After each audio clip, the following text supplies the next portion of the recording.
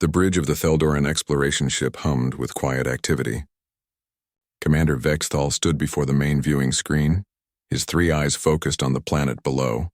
Kepler 442c hung in space like a green and blue jewel, but something about it felt wrong. The sensors had picked up energy signatures that should not exist on this world. "Commander, the readings are confirmed," said Science Officer Rowland, her voice carrying a note of confusion. "There are artificial structures on the surface. Power generation, agriculture, signs of a settlement." Vexthal felt his skin plates shift with unease. This planet was listed in the galactic database as uninhabitable. The atmosphere was harsh, the weather patterns violent, and the native plant life was toxic to most known species. No colony should exist here. No one should have tried to settle this hostile world. "How many life signs?" he asked. "Approximately 50,000, Commander, all concentrated in one main settlement near the equator. 50,000 lives on a world that should be empty." Vexthal made his decision quickly. "Prepare a contact team. Full diplomatic protocols. If someone is down there, they have survived against impossible odds. We will approach with respect." 2 hours later, the landing craft descended through thick clouds. The team inside consisted of Commander Vexthal, Dr. Shalnari the xenobiologist, Ambassador Tirlon, and 6 security officers. As they broke through the cloud layer, they saw the settlement spread below them. It was beautiful. Elegant buildings rose from carefully planned streets. Gardens and parks dotted the landscape. Solar collectors and wind generators provided clean energy. The architecture was unfamiliar but pleasing to the eye. Whoever built this place had done so with care and love. The craft landed in a designated zone outside the main settlement. A welcoming committee was already waiting. Vexthal felt a shock of recognition as he saw them. Humans, but that was impossible. Humans were still confined to their home system, Earth. They had only recently achieved basic interstellar travel. Their technology was primitive compared to most galactic species. They should not be here thousands of light years from Earth. A woman stepped forward from the human group. She was tall, with dark skin and gray hair pulled back in a tight bun. Her face showed lines of age and wisdom. She wore simple clothes in earth tones, and her posture was straight and dignified. "Welcome to Haven's Rest," she said in perfect galactic standard. "I am Elena Voss, Colony Administrator. We have been expecting visitors eventually, though we hoped it would be much later." Vexthal performed the traditional Theldoran greeting, touching his chest with both hands. "I am Commander Vexthal of the Theldoran Exploration Fleet. We mean you no harm. But I must ask, how are humans here? This planet is not in any of our records as a human colony world." Elena's expression became sad and careful. "Our ancestors arrived here 300 years ago on the colony ship Perseverance. We lost contact with Earth during the journey. As far as we know, Earth believes the ship was lost with all hands." Dr. Shalnari stepped forward, her curiosity overwhelming her caution. 300 years? With the technology humans possess then, how did you survive? This planet's environment should have killed you within weeks. "We adapted," Elena said simply, but her eyes held secrets. "Come, let us show you our home. You must be tired from your journey. We offer you our hospitality." The Theldoran team followed the humans into the settlement. As they walked through the streets, Vexthal observed everything with growing confusion. The humans moved with easy confidence. Children played in gardens filled with native plants that the database listed as extremely toxic. Workers carried heavy loads without mechanical assistance. Everyone looked healthy and strong, despite living on a world that should be slowly killing them. They were led to a large building in the center of the settlement. Inside was a comfortable meeting room with furniture sized for various species. The Theldorans had clearly been expected. Elena gestured for them to sit. "You have questions?" Elena said as refreshments were brought. "I will answer what I can. But first, you must understand something important. We are peaceful people. We have built a good life here. We harm no one. We ask only to be left in peace." Ambassador Tirlon leaned forward. "We respect your wishes, Administrator Voss, but you must understand our position. A human colony exists where none should be possible. Your presence here raises many questions for the Galactic Council. We must report this discovery." Elena's hands tightened on the arms of her chair. For just a moment, Vexthal saw something flash in her eyes. Fear? No, something deeper. Something like dread. "If you must report us, we cannot stop you," Elena said quietly. "But I ask you to consider carefully before you dig too deeply into our history. Some knowledge carries a heavy price. Some secrets were meant to stay buried. The room fell silent. Dr. Shalnari broke the tension with a gentle question. Administrator Voss, would you allow us to conduct basic medical scans? Nothing invasive. We simply wish to understand how you have adapted to this environment. No, Elena said firmly. We must decline any medical examinations. This is not negotiable. Vexthal studied the human woman carefully. She was hiding something significant, but what? And why did she seem so afraid of them learning the truth? His instincts, honed over decades of exploration, told him that Haven's Rest held mysteries that might change everything. Outside the window, he watched human children playing in the toxic gardens, laughing and running with impossible energy. Something was very wrong here, or perhaps something was very different. The real question was whether the galaxy was ready to learn what that difference meant. Dr. Shalnari could not sleep. For 3 days the Theldarin team had been guests at Haven's Rest, and every observation raised more questions than answers. She sat in her temporary quarters, reviewing her notes on her datapad. Nothing made sense. Nothing followed the rules of biology as she understood them. That morning she had witnessed something that should have been impossible. A construction crew was working on a new building near the edge of the settlement. She had been watching them out of simple curiosity. The humans used basic tools and machinery, nothing advanced. Then one of the workers, a young man, had lost his footing on the scaffolding. He fell from the 3rd level, perhaps 12 meters, and hit the concrete foundation below with a sickening sound. Shalnari had started running toward the scene, expecting to find a dead or dying human. Instead, the young man had sat up, shaken his head, and stood up. His co-workers helped him to a bench. There was blood from a cut on his arm, but otherwise he seemed fine. He was back at work 2 hours later. No species she knew could survive a fall like that without serious injury. Humans, according to the Galactic database, had relatively fragile bodies. Their bones broke easily. Their organs were vulnerable, yet this man had walked away from certain death. She had tried to approach the worker later to ask for a medical scan. He had politely but firmly refused. Like every other human she had asked, he declined any examination. The colony's medical facility had also denied her access to any records or samples. Now at midnight, Shalnari slipped out of her quarters and walked through the quiet streets of Haven's Rest. The settlement was beautiful at night, lit by soft lights that did not disturb the natural darkness. She found herself in one of the public gardens, surrounded by the native plants of Kepler 442c. She took out her portable scanner and examined the plants around her. According to her equipment, these specimens produced a sap that contained neurotoxins lethal to most species. Even brief skin contact should cause paralysis. Yet earlier that day she had watched human children playing in this very garden, touching the plants with their bare hands, laughing and running without fear. It is beautiful, is it not? Shalnari spun around. A human man stood a few meters away. He was older, perhaps 60 standard years, with gray hair and warm brown skin. He moved so quietly that she had not heard him approach at all. I apologize, he said with a gentle smile. I did not mean to startle you. I am Marcus Chen, the colony historian. I often walk at night. I find it peaceful. Shalnari's hearts were beating fast from the surprise, but she forced herself to calm down. I am Dr. Shalnari. I was simply observing your local flora.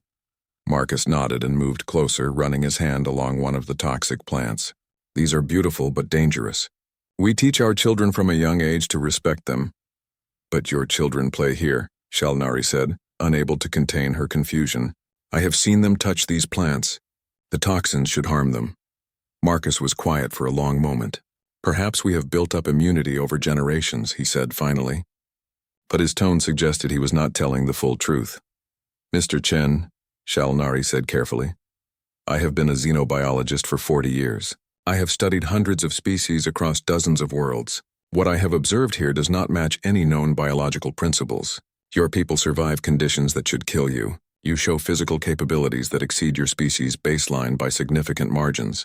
Please help me understand. Marcus sat down on a nearby bench and gestured for her to join him. His face was troubled, as if he was wrestling with a difficult decision. Doctor, what do you know about the Perseverance? He asked. Only what Administrator Voss told us. Your colony ship left Earth 300 years ago and was lost. You arrived here and somehow survived. That is the simple version, Marcus said quietly. The truth is more complicated and more dangerous. Before he could continue, a younger woman appeared from another path. She moved with surprising speed and grace. "Marcus," she said sharply, "the administrator wants to see you now." Marcus stood slowly. He looked at Shalnari with sad eyes. "Some truths are heavy burdens, Doctor. Be careful what you seek to learn." Then he walked away with the young woman, leaving Shalnari alone in the garden. The next day, Commander Vexthal called an emergency meeting with his senior staff aboard the ship. They gathered in the secure conference room. The commander's expression was grim. "I have reviewed all our observations from the past 3 days," he said. "I have also consulted with experts back at Theldoran Command. Something is fundamentally wrong with this colony. The humans here are not normal members of their species." "I agree," said Dr. Shalnari. "I believe they have undergone some form of genetic modification or evolutionary acceleration. The question is how and why." "Could they have done this to themselves?" asked one of the security officers. 300 years ago, humans barely understood genetic science," Shalnari replied. "They did not have the technology for this level of modification. Yet the changes I am observing are profound and systematic. This was not natural adaptation." Ambassador Tirlon spoke up. "I attempted to access the colony's historical archives today. I was denied." Administrator Voss was polite but absolutely firm. She said that some records are sealed for the protection of the colony. "Protection from what?" Vexthal asked. "From us learning the truth?" "Perhaps," Tirlon said. "Or protection from something else. Commander, I believe these people are genuinely afraid. Not of us, but of what might happen if we learn their secret." Vexthal stood and paced the room. "The Galactic Council will not accept ignorance. A human colony with unexplained biological enhancements is a matter of significant interest. Some will see it as a threat. Others will see it as an opportunity. We need answers." "Administrator Voss has invited us to a formal dinner tonight," Tirlon said. "Perhaps we can press her for more information." That evening, the Theldoran delegation attended the dinner. It was held in a beautiful hall with high ceilings and windows that showed the starry sky. The food was excellent, carefully prepared to accommodate different species' dietary needs. The humans were gracious hosts, but Vexthal noticed something during the meal. When one of his security officers accidentally knocked over a glass, a human server caught it before it hit the floor. The movement was impossibly fast, almost a blur. The human looked embarrassed, as if she had revealed something she should not have. After the meal, Vexthal approached Elena Voss privately. "Administrator, we cannot continue this dance of polite evasion. My people need answers. The Council will demand them. Please tell us the truth about Haven's Rest." Elena looked at him with tired eyes. "And if the truth is something the galaxy is not ready to hear." "What then, Commander?" Kirnas was the youngest member of the Theldoran expedition. At only 23 standard years, she was an apprentice archaeologist, brought along to document any historical findings. She was also the most curious member of the team, which often got her into trouble. For the past week, she had been exploring Haven's Rest with her recording equipment, documenting the architecture and culture of the colony. During these explorations, she had become friendly with several of the younger colonists. One of them was Marcus Chen, the grandson of the colony historian who shared his name. Young Marcus was different from the other colonists. He seemed troubled, burdened by something heavy. He often stared at the central dome building with an expression that mixed fear and guilt. One afternoon, as they sat together in a cafe, Kirnas finally asked him about it. "That building troubles you," she observed. "Why?" Marcus looked at his hands. "Because it contains the truth. The real history of our colony. Not the simple story we tell outsiders. Will you show me?" Kirnas asked softly. "I am an archaeologist. I seek truth, not comfort." Marcus was quiet for a long time. Finally, he nodded. "Meet me at the dome tonight, 2 hours after midnight. Come alone. If anyone knows I am doing this, I will be in serious trouble." That night, Kirna slipped through the dark streets. The dome building rose before her, its surface gleaming in the moonlight. Marcus waited in the shadows near a side entrance. He looked frightened but determined. "Are you sure about this?" he whispered. "I need to understand," Kirnas replied. Marcus produced a key card and opened the door.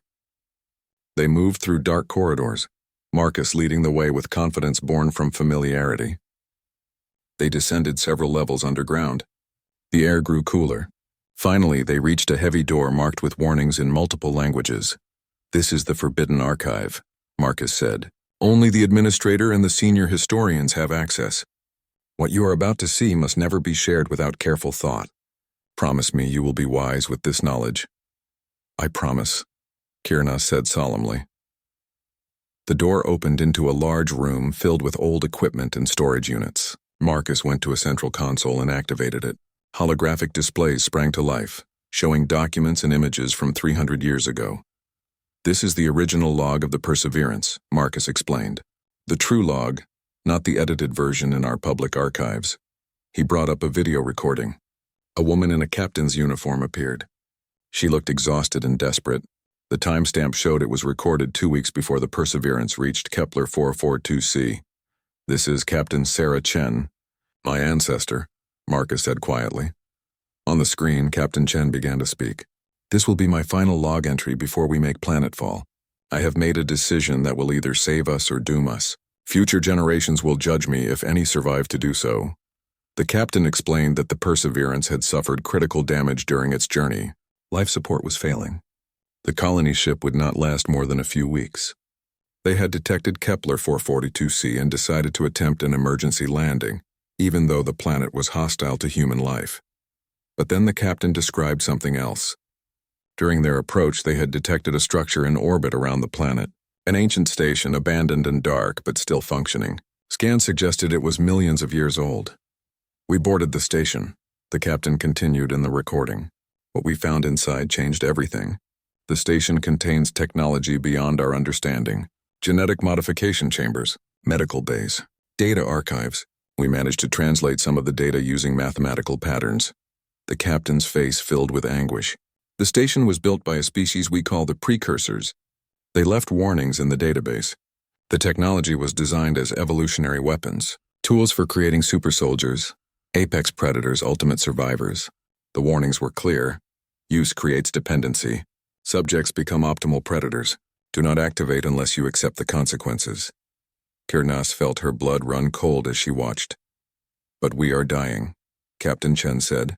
"All 12,000 colonists will be dead within weeks. The planet below is toxic and violent. Normal humans cannot survive there. So I have decided to use the precursor technology. I will modify our genetics. I will give us the tools to survive anything. This is my choice, my burden. May God forgive me." The recording ended. Marcus brought up another file. This one showed medical scans and genetic data. Kirnas did not understand all the technical details, but the summary was clear. The precursor technology had rewritten human DNA. It had enhanced muscle density, bone strength, healing speed, immune response, neural processing, and dozens of other systems. Every colonist went through the chambers, Marcus explained. Captain Chen went first to make sure it was safe. The modifications worked better than anyone could have imagined. Suddenly, humans could breathe the toxic air. We could eat the native plants. We could survive falls, injuries, diseases. We became stronger, faster, more durable. But there was a cost, he continued, bringing up more files. The modifications are permanent and heritable. Every child born on Haven's Rest carries the enhanced genome. We cannot go back to being normal humans. We are something new now. Something different. Marcus showed her more documents, psychological studies, behavioral reports. The modifications did not just change our bodies. They changed our minds too. The precursors designed this technology to create warriors. Humans are already aggressive by galactic standards. The modifications enhanced our predatory instincts, our territorial behavior, our capacity for violence. The first generation struggled terribly, Marcus said sadly. There were incidents, fights, dangerous outbursts. People who could not control their new strength and speed. Captain Chen established strict cultural rules to manage it. Meditation practices, physical training, social structures designed to channel aggression into productive work. Over generations, we have learned to control our nature. But it is always there beneath the surface. Kirna stared at the data, her mind racing. You are saying your people are genetically engineered super soldiers? We are saying we are humans who were forced to change in order to survive, Marcus corrected gently. We did not choose this, but we have lived with it for 300 years. We have built a peaceful society despite our nature. We harm no one. We want only to be left alone. Why are you showing me this? Kirnas asked. Marcus looked at her with tired eyes. Because your people will not stop investigating. The Theldoran Council will demand answers. I would rather you hear the truth from us than discover it through forced examination. At least this way, you might understand our fear. Fear of what? Fear of what the galaxy will do when they learn what we are, Marcus said. Some will want to quarantine us. Some will want to destroy us. Some will want to use our genetics for their own purposes. And there is one more thing you need to know. He brought up a final document, a star chart with hundreds of coordinate markers. The precursor station's database contained these coordinates, Marcus said. Hundreds of locations across the galaxy where they placed similar stations. The precursors seeded their technology across space, perhaps hoping someone would find it. Perhaps as a test, Kirnas understood immediately. Other colonies. Other lost human ships. The Perseverance was not the only colony ship to disappear, Marcus confirmed. Earth sent out dozens during that era. Most were lost. We do not know how many found precursor stations. We might not be alone. Kirnas looked at the young human, seeing the weight he carried. What do you want me to do with this information? Tell your commander the truth, Marcus said, but ask him to think carefully before he reports it to the council. Once this knowledge spreads, there is no taking it back. The galaxy will change, and we are not sure it will change for the better. Commander Vexthal stood in his private quarters, staring at the data crystal that Kirnas had given him. For 3 hours he had reviewed the contents of the Forbidden Archive. Now he understood why the colonists had been so afraid. Now he understood why Elena Voss had begged them to leave and forget. He called an emergency meeting with his senior staff. When they were all assembled in the secure conference room, he shared everything. The silence that followed was heavy and terrible. By the ancestors, Ambassador Tirlon whispered. They are weapons. Living weapons. They are survivors, Dr. Shalnari corrected quietly. They were dying humans who used ancient technology to give themselves a chance at life. Everything they have done since then has been focused on living peacefully. But the potential for violence is there, one of the security officers said. Enhanced strength, speed, aggression. Doctor, you have seen what these humans can do. If they decided to fight, what could stop them? Shalnari had no answer. She had run simulations based on the data from the archive. A single enhanced human could potentially fight multiple Theldoran soldiers. A coordinated group could be devastating. We must report this to the council, Tirlon said. This is too significant to hide. The galaxy needs to know. And what will the council do? Vexthal asked. Quarantine them? Destroy them? Try to capture them for study? The council will decide based on facts and wisdom, Tirlon replied. Before they could continue the discussion, an alarm sounded. The ship's security officer spoke urgently through the communication system. Commander, we have a situation on the planet. A Theldoran military scout ship has entered orbit without authorization. They are sending troops to the surface. Vexthal felt ice in his veins. What, on whose authority? General Cathron of the Military Science Division. He monitored our reports. He wants genetic samples from the colonists for military research. The commander was running before the words finished. Get me a transport to the surface now. 20 minutes later, Vexthal and his team were racing toward Haven's Rest in their shuttle. As they approached, they could see the military transport already on the ground near the colony. Smoke rose from one of the buildings. They landed and rushed toward the center of the settlement. A crowd of colonists had gathered, forming a protective circle around their children. Facing them were 20 Theldoran military troops in full armor, weapons raised. General Cathron stood at the front, a device in his hand designed to take genetic samples. Stand down, Vexthal shouted as he approached.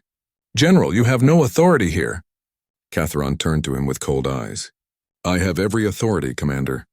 The military council authorized this operation. These humans possess genetic enhancements that could revolutionize our medical and military capabilities. We will have samples, by force if necessary. Elena Voss stood at the front of the colonist group. Her face was calm, but Vexthal could see tension in every line of her body. General, we will not submit to forced medical procedures. We are peaceful people, but we will defend ourselves if necessary. You think you can resist trained soldiers? Cathron laughed. You have no weapons. You have no military. Surrender now and no one will be harmed. You do not understand what you are threatening, Elena said quietly. Please walk away. Leave us in peace. Take the samples, Cathron ordered his troops. The soldiers moved forward. Elena raised her hand and every human in the crowd tensed. For a moment, nothing happened. Then 3 of the soldiers grabbed a young human woman from the edge of the group, trying to drag her away from the others.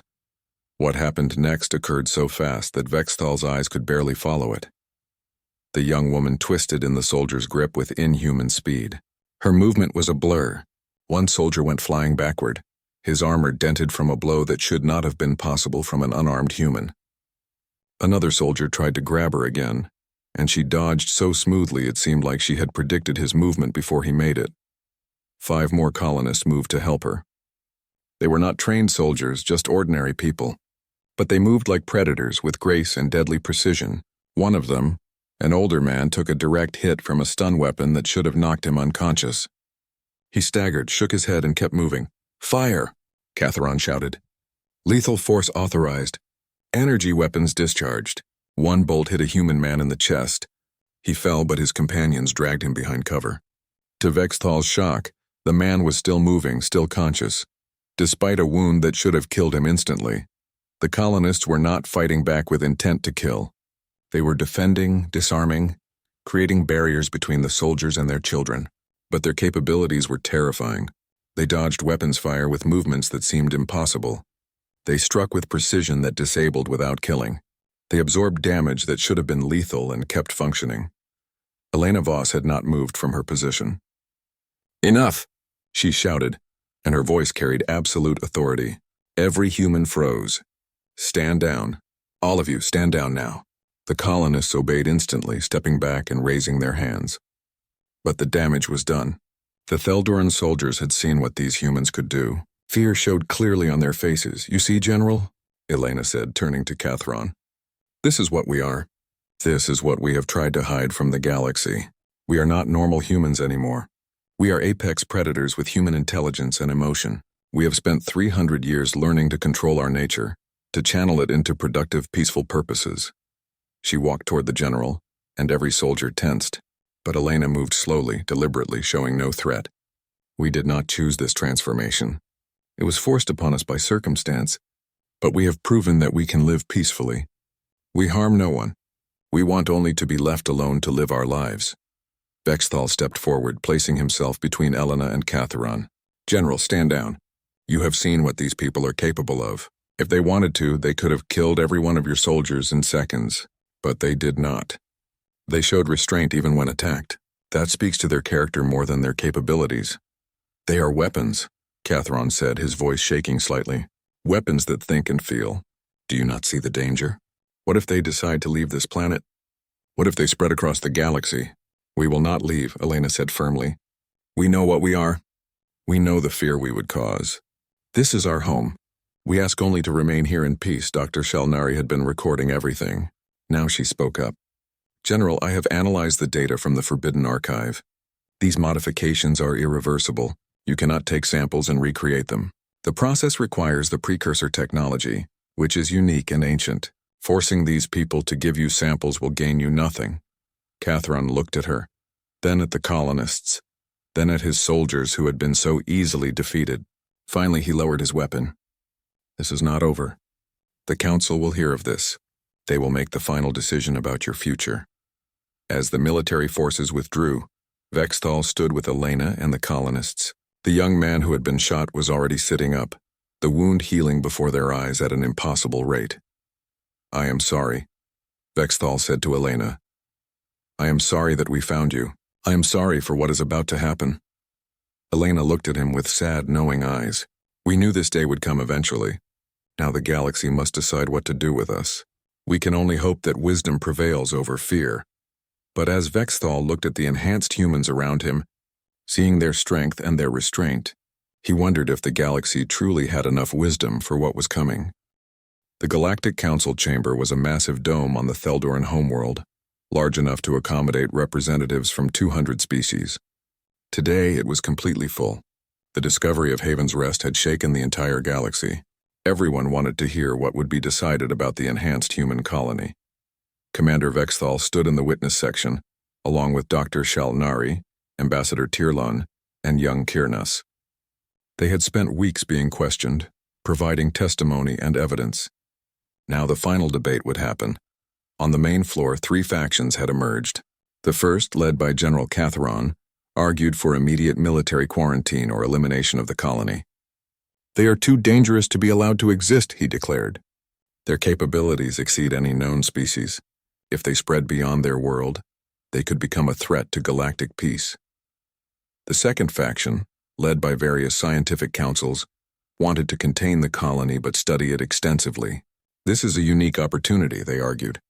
"The genetic enhancements could benefit all species. Medical advances, longevity treatments, enhanced survival capabilities." The third faction, smaller but growing, argued for leaving the humans alone. Dr. Shalnari had become one of their strongest voices. "These people have committed no crimes," she told the council. "They have lived peacefully for 300 years. They have shown restraint even when attacked. Judge them by their actions, not by their potential for violence." But the strongest voice came from an unexpected source. Elena Voss had been granted permission to address the council. She stood now in the center of the chamber, a single human surrounded by hundreds of alien representatives. She wore simple clothes and carried herself with quiet dignity. "Honored members of the Galactic Council," she began, her voice calm and clear. "I stand before you not to beg for mercy but to offer truth. You are debating our future as if we are things to be studied or threats to be eliminated. But we are people. We are human beings who were faced with an impossible choice 300 years ago. Die slowly in space, or transform ourselves to survive." She walked slowly as she spoke, making eye contact with various council members. Captain Sarah Chen, who made that choice, knew the risk. She knew that the modifications would change us forever, but she also believed that humans could be better than their worst impulses. She believed that culture, choice, and compassion could overcome genetic programming. For 300 years, we have proven her right. Yes, we are stronger than normal humans. Yes, we are more durable, more aggressive, more dangerous. But we are also artists, teachers, parents, friends. We build gardens instead of weapons. We study philosophy instead of combat. We have created a peaceful, thriving society against all odds. Elena stopped at the center of the chamber. "You fear what we might become. I understand that fear. We live with it every day. Every parent on Haven's Rest fears for their children. Every person who feels that surge of aggressive instinct fears losing control. But we do not give in to that fear. We face it, we manage it, we overcome it through constant effort and cultural support. If you quarantine us, you prove that fear is stronger than wisdom. If you eliminate us, you commit genocide against people who have harmed no one. If you try to study us against our will, you reduce thinking, feeling beings to laboratory subjects." She turned to face the entire council. "We ask only for the chance to continue living as we have lived. In peace, in isolation if necessary. We will accept monitoring. We will accept restrictions on population growth. We will accept trade agreements. But we will not accept being treated as things rather than people." The chamber fell silent. Then a member of the council stood. She was a Theldoran elder, ancient and respected. "Administrator Voss, I have a question. The data we received shows that there may be other human colonies with similar enhancements. Other lost ships that found precursor stations. What do you know of this?" Elena took a deep breath. "We know only what we found in the precursor database. Coordinates for hundreds of similar stations across the galaxy. We do not know if other human colonies found them. But yes, it is possible." The Perseverance was not the only lost ship from that era. Murmurs filled the chamber. The elder continued, "If other enhanced human colonies exist, they may not have developed the same peaceful culture as Haven's Rest. They could be more aggressive, more militaristic. Does this not prove the danger?" "It proves only that every colony must be judged by its own actions," Elena replied. "If other enhanced colonies exist and they choose violence, then respond to that violence. But do not punish us for crimes we have not committed. Do not punish us for the potential actions of others we have never met." The debate continued for hours. Vextal watched representatives argue passionately on all sides. Finally, the vote was called. The chamber fell silent as the results were calculated. The elder Theldoran stood to announce the decision. By majority vote, the Galactic Council has decided that the colony of Haven's Rest will be granted protected sovereignty. However, this sovereignty comes with conditions. She read from the official document. First, the colony will accept a permanent monitoring station in orbit, staffed by Galactic Council observers. Second, The colony will agree to strict population controls to prevent expansion beyond sustainable limits. Third, the colony will agree to never develop space travel capabilities beyond their own system. Fourth, the colony will provide regular reports on their social and cultural development. Fifth, any enhanced human who wishes to leave Haven's Rest must submit to genetic therapy to reverse the enhancements before traveling to other worlds. In exchange, the Galactic Council recognizes Haven's Rest as a sovereign entity. They will be granted trade rights, diplomatic representation, and full protection under galactic law. Any species that attacks or threatens Haven's Rest will be considered in violation of Council authority. Elena closed her eyes briefly, relief washing over her face. We accept these terms. Thank you. Later, in a private meeting, Elena sat with Commander Vexthal and his team. You saved us, she said quietly. Your testimony made the difference. Vexthal shook his head. Your people saved yourselves. You showed the Council that enhanced capabilities and peaceful behavior can coexist. You gave them hope instead of fear. But the threat remains, Ambassador Tirlon said seriously. Other colonies. Other enhanced humans who may not share your values.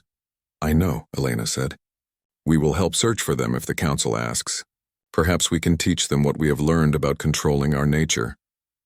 Dr. Shalnari was quiet, studying her datapad. Finally, she spoke.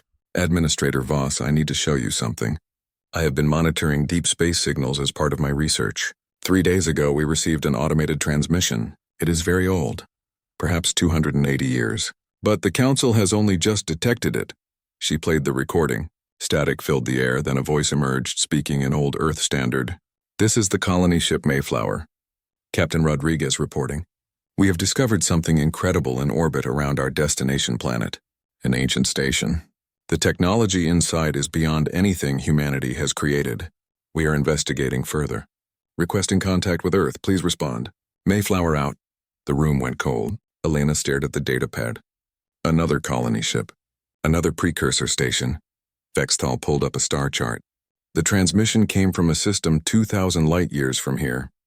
If they found the station 280 years ago, they have had time to establish a colony.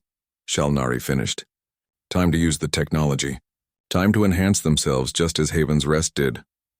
Or they might have made different choices, Elena said. Every colony's story is unique. Different leadership, different circumstances, different cultures. Kirnes, who had been quietly listening, spoke up. The precursor database showed hundreds of station locations. How many lost human colony ships were there? Earth sent out 47 colony ships during that era, Elena said.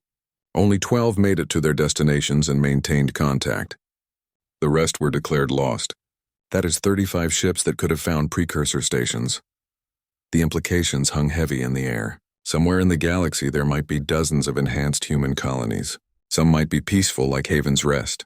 Others might have developed differently. Some might have expanded, created space travel, spread across multiple worlds. What do we do? Tirlon asked. Vexthal stood and looked out at the stars. We search. We investigate. We hope that if we find other colonies, they are like Haven's Rest. And if they are not... He did not finish the sentence. Elena stood beside him. If you find others, let us know. Let us talk to them first. Human to human. Perhaps we can reach them in ways you cannot. Perhaps, Vexthal agreed. But Administrator, you must understand. The galaxy has changed today. Humanity is no longer seen as a minor species confined to one system. You are now seen as a potential force for good or ill.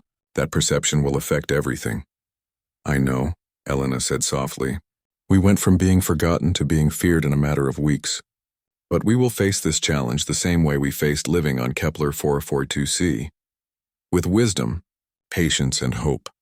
As the meeting ended and everyone departed, Vexthal stood alone in the observation room looking at the stars.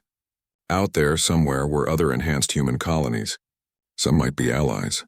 Some might be threats. The galaxy had just discovered that humanity's story was far larger and more complex than anyone had imagined. The question was, what would that story become? Would the enhanced colonies follow Haven's Rest example of peace, or would they choose a different path? Only time would tell. But one thing was certain. The galaxy would never be the same. The secret had been discovered.